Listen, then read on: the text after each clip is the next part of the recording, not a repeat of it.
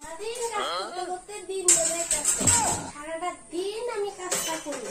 ঘরে যে একটা আছে কামড়ি মাইয়া, এরা তো সারাটা দিন মোবাইল নিয়ে বসে থাকে। মোবাইলে দিচ্ছে তাদের মুখ বুঝা বইয়া থাকে না। আমার হাতে হাতে কিছু আয়েসিরা তো কাজ করে থাকে, এটা জীবনও করতো না, এসব করে না। সারাদিন মোবাইলে ভেদে মোবাইলে একদিন যদি হাতে পায় এটা চুল মাসুল করে ডেনে ফেলাইতে ফেরত হয়। আমরা একটা রান্না করছো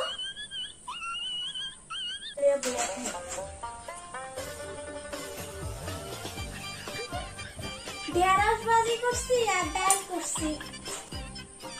ইস, ঢেঁড়স কেউ খায়? ঢেঁড়স দিয়ে কেমনে ভাত খেবো? তুমি কিছু রান্না করতে পারো না?